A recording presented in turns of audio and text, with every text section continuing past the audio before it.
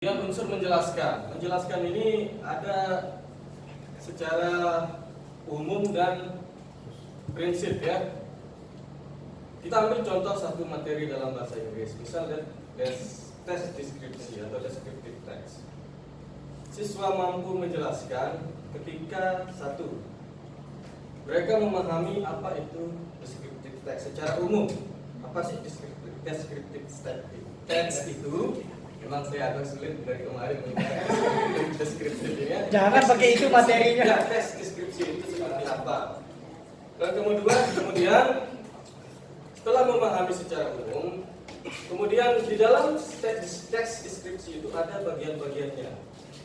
Nah, siswa itu mampu menjelaskan fungsinya apa, generic structure-nya seperti apa, language features-nya, communicative purpose-nya seperti apa. Jadi menjelaskan ini tidak seperti perspektif ya. Ada ketentuan-ketentuannya, bisa dipakai di materi ini bisa.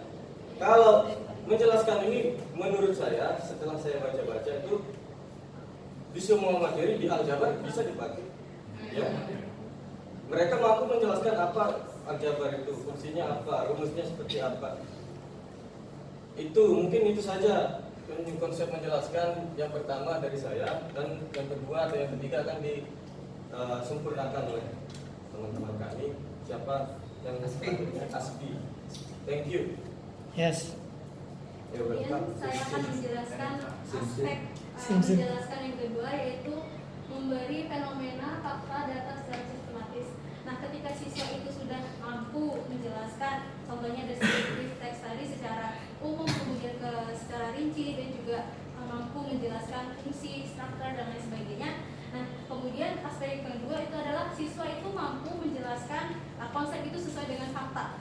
Ada kalanya siswa itu menjelaskan konsep misalnya descriptive text itu adalah ini, seperti itu. Namun ada kalanya siswa itu salah dalam menjelaskan konsep itu. Nah, dalam tahap menjelaskan ini aspeknya harus menyampaikan data ataupun konsep dari materi tersebut sesuai dengan konsep dari materi itu secara sistematis dan juga berurutan seperti itu.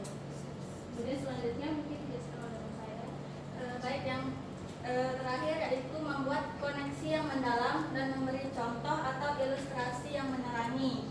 Jadi di aspek yang ketiga ini, setelah siswa mampu menjelaskan secara umum dan prinsip, kemudian memberikan fenomena, fakta, data secara sistematis, hal yang dilakukan yakni membuat koneksi dengan realita atau lingkungan sekitar. Contohnya misalkan dalam materi descriptive text itu siswa mampu mendeskripsikan dirinya sendiri ataupun temannya, bagaimana ya deskripsinya, tentang deskripsinya ya saat itu.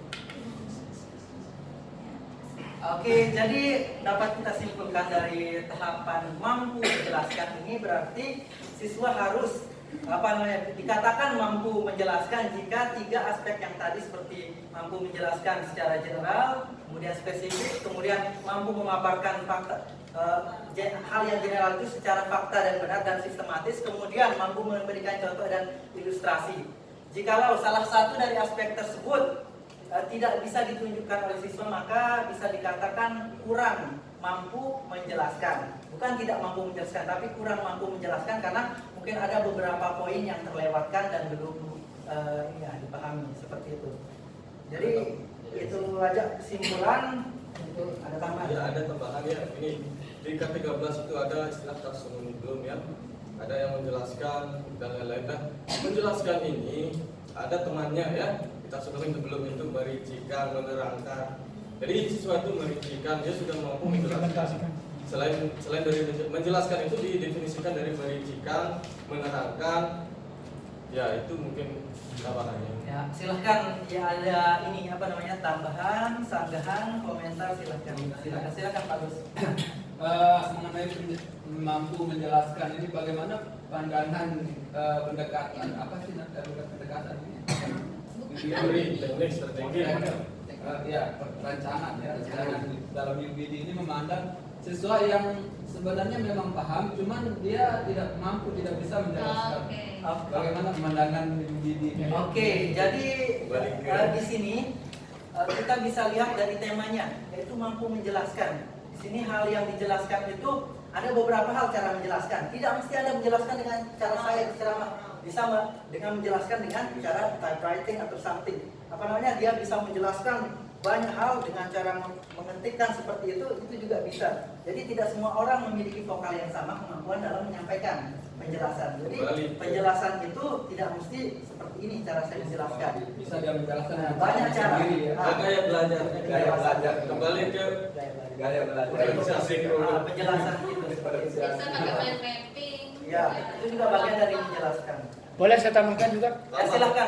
Yang seperti pertanyaannya Pak Agus mungkin akan terjawab bisa jadi apabila dia tidak perlu untuk menjelaskan secara 3 dari kategori tadi. Cukup 1 aja dia mampu jelaskan, itu mungkin sudah termasuk dia mampu menjelaskan menurut saya. Misalnya secara general dia sudah paham tentang apa yang dia bicarakan. Kita tidak perlu mencari, saya tidak tahu faktanya, saya tidak. Asalkan ya. Yang dimaksud dengan fakta adalah misalnya generic structure pengertian dari suatu konsep. Misalnya descriptive text. Orang bisa saja menjelaskan descriptive text ini itu.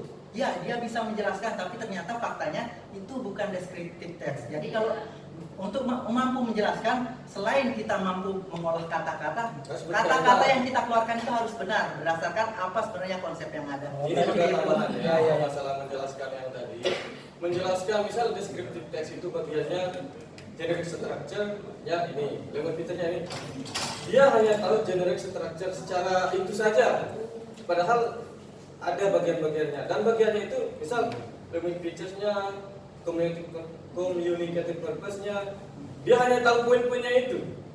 Bisa saja kita menghafal itu kan, bisa saja kita menerangkan dengan menyebutkan poin-poin itu, tapi kita tidak bisa menjabarkannya. Makanya ada fakta-fakta. Itu ya. Saya bukan mau menyagah tadi sebenarnya.